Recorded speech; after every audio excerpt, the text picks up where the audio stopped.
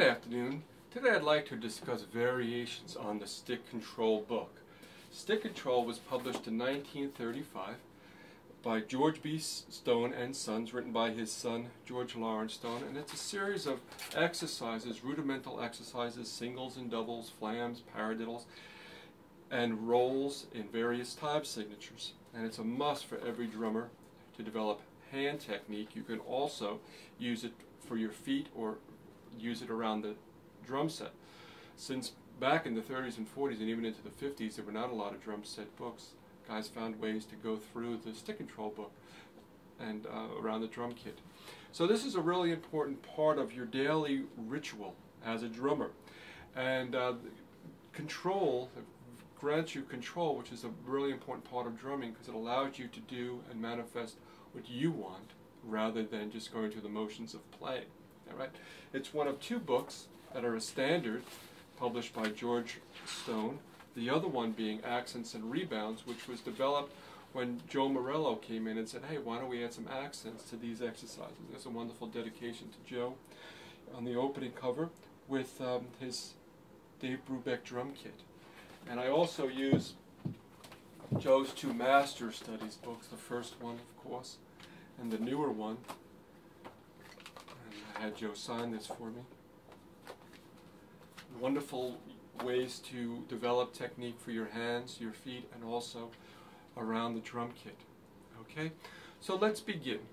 First thing I like to do is find a good pair of sticks. I'm using these Firth Ralph Jr.'s. I've been using these a lot lately.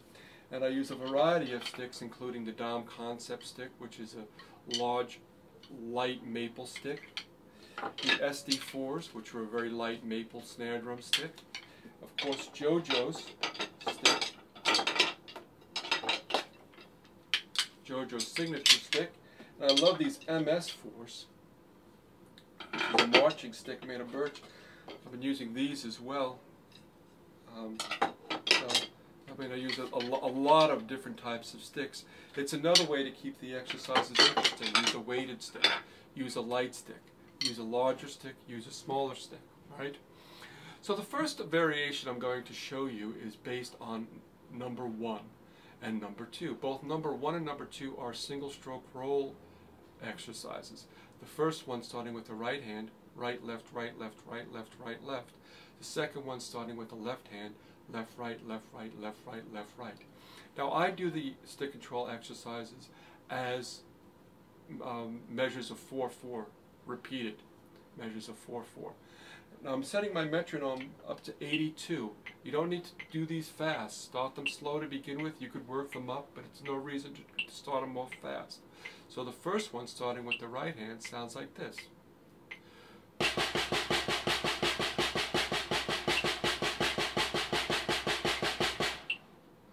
The second one starting with the left hand.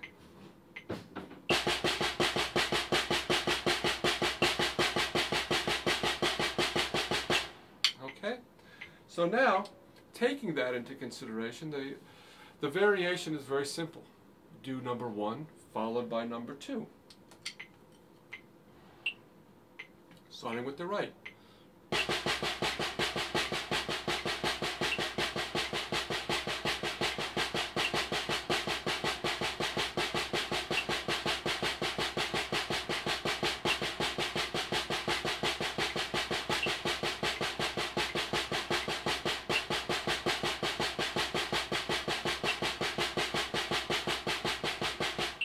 Now I'm doing it as a 4-measure phrase, and I repeated it, each exercise twice, into the next exercise, and then I repeated it. But you could do each exercise once, starting with the right, and into the left.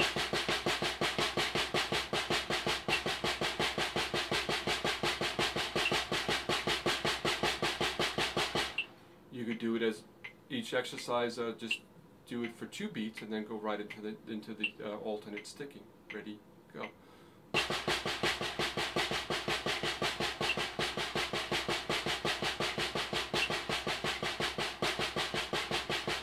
Right? So taking this exercise, I developed an idea that came out of my work with the Advanced Concepts book of Ken Plainfield. And there's a whole section at the end here with exercises very similar to this that are based on the stick control book.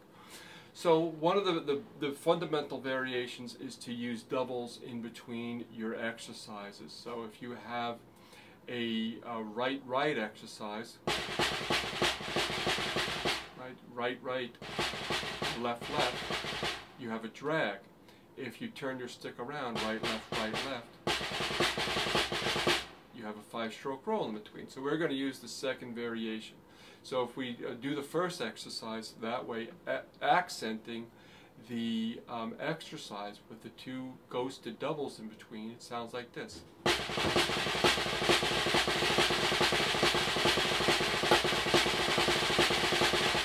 Right? So that's our 5-stroke roll. So what I did was I started a measure of 4/4 time in a triplet feel, where you start the 5-stroke roll on the trip, 1 triplet, 2 triplet, and then a measure where you start on the downbeat, 1 triplet, 2 triplet, 3 triplet, 4 triplet. So it sounds like this.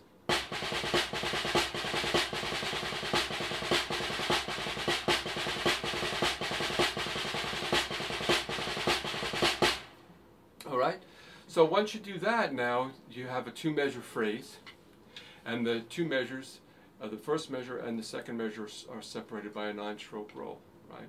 Because you have the 5s back to back. Now you can do it just like that as a 2-measure phrase, or turn it into a 4-measure phrase by simply changing where you change from the upbeat 1 triplet 5-stroke roll to the downbeat 1 triplet 5-stroke roll. So you do it the first time starting on the first part of the beat, second time starting on the second part of the beat, or beat 2, and it sounds like this.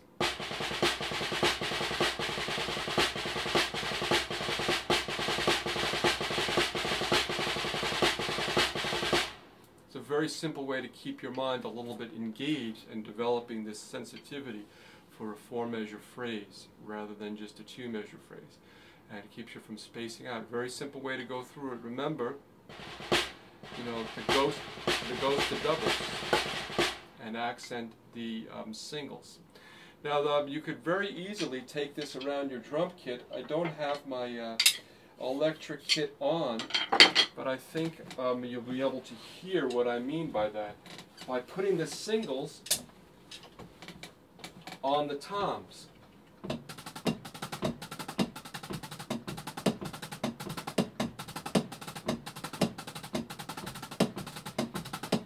Right? And you could work your way with these exercises around the drum kit. And you know, that's one way to do this exercise, you know, and you could work it so that you then are doing the, you know, you could do, you know, you could do a myriad of variations with the 5s and the 9s and then work those around the drum kit. It's a nice way to develop some endurance and some strength and ways to get around the drum kit just by putting the singles on the tom and keeping the doubles on the snare drum. Okay? Thanks for your time. I hope that's something that's useful for you today.